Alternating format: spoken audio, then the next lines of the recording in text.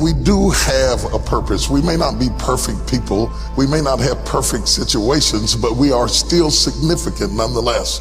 And we have been blessed with a rich body of emotions. We have emotions. We're not like roses or plants or bushes that have life without feeling.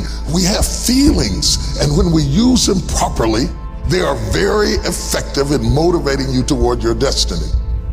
I want you to be clear and understanding that purpose and passion are interconnected. Unfortunately, we live in a crazy world that we're busy all the time and everything's fast, and we are losing touch with who we are, our inner sense of passion. But it is your passion that empowers you to be able to do that thing you were created to do. We have passion through which we thrust into the throes of life to accomplish the things that we were created to do so that we can function at a higher dimension with authority and with conviction. You need passion to withstand all the obstacles that go along with your purpose.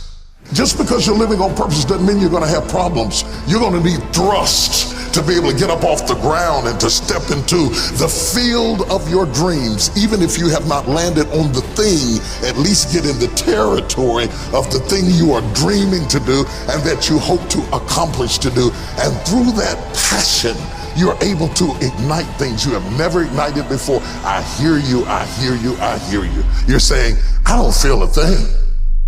All of us go through times that we don't feel anything at all. But in order to ignite passion again, you have to be exposed. Get out of the boat, Peter. Walk on the water.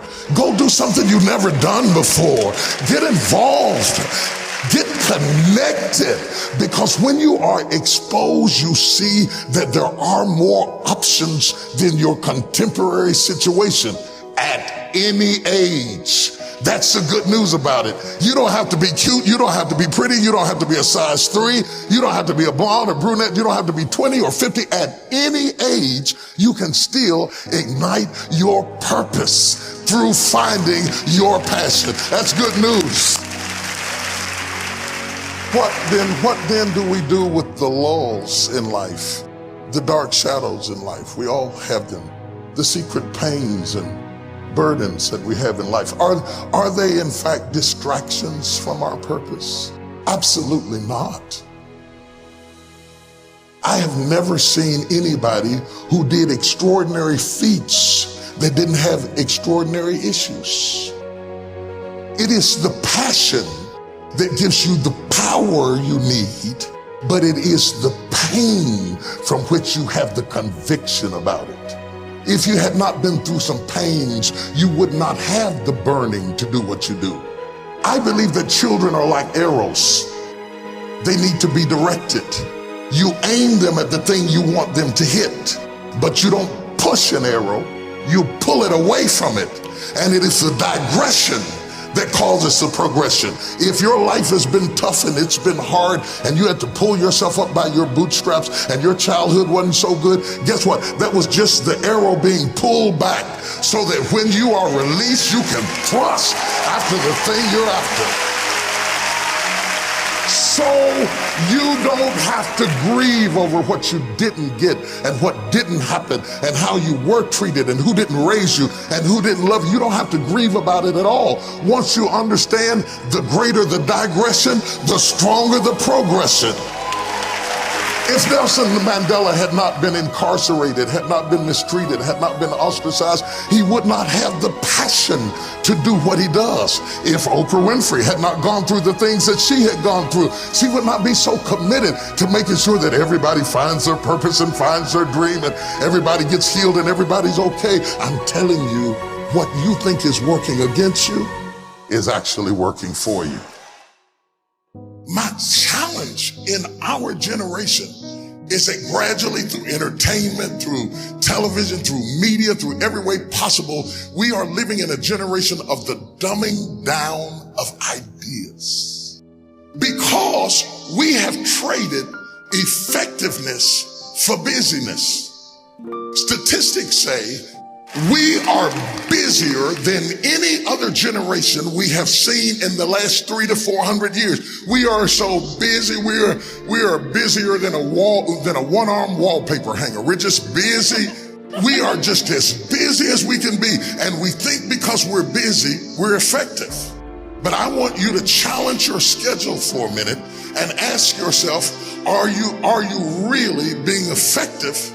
Or is your life cluttered with all kinds of stuff that demands you and drains you and taxes you and stops you from being your highest and best self? And are you substituting busyness and all the chaos that goes along with busyness from being effective?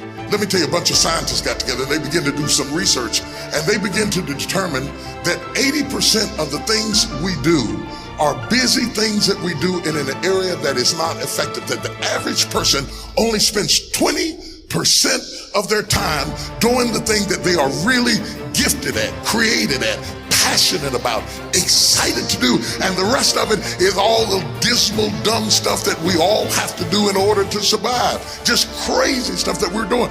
Wonder what would happen if we would go from doing 80% of things that are busy but not effective and 20% of the things that are really effective if we would switch those numbers around and only give 20% of our time to the things that we have to do and 80% of our time to the thing that we were created to do. Wonder what would happen to your life. Now think about it a minute. There's a lot of things you could take from me and I could make it. You could take my suit, I got another one. You could take my car, I could get another one. You could take my house, I could get another house. But when you take my time, you have taken something from me that is totally irreplaceable. We take all kind of classes for money management. We know how to manage our money. We know how to repair our houses. We're working on our hair and our bodies and all of this kind of stuff. We do everything except the most important thing is to value our time. It takes time to be creative. You were meant to be creative. You were created in the likeness and the image of a creator, and in that likeness and in that image, you have creativity. If you had time, you would be creative. But in the absence of time and with busyness and clutter and the phone, beep, beep, beep. Y'all got music playing on your phone, all kinds of stuff. And no matter what kind of song you put on it, after a while you hate to hear it, because every time you hear that sound, you know it's somebody else wanting something else from you that's taking you away from what you are gifted and creative to do. This is a life class. That means that we have an opportunity to learn how to maximize our lives. Think of the things that you're doing that somebody else could be doing. And think of yourself as a precious commodity that you are going to reserve your energy for your highest and best use. The first thing we teach people that understand their significance, if you are doing anything that somebody else in your life could do, you are not reserving yourself for your highest and best use. We are not using our life, our time, our energy for our highest and best use. And something in the back of this brain back here is going ding, ding, ding, ding, ding, ding, ding, ding, ding. You're missing it. You're missing your life, your purpose, your passion, your excitement, your enthusiasm. And through these classes, what we want to do is shake you and rattle you and stir you up to understand that every moment is a gift, every second is a gift, every thought is a gift, every idea is a gift, every opportunity is a gift, everybody you meet is a gift. You are gifted with opportunities, and I want to show you how to begin to maximize what you've got. People will define you by how they met you. Whether it may be girlfriend, mother, banker, whatever it is, they define you right there. They put a period. But if you have the capacity to do more, turn that period into a comma. I tell people, don't let people put a period where God has put a comma. Explore all of your life, no matter how diverse it is. There are some people who have more capacity and they can handle more things, and there are other people who have to focus on one thing and do one thing well. You have to determine which one you are and be that.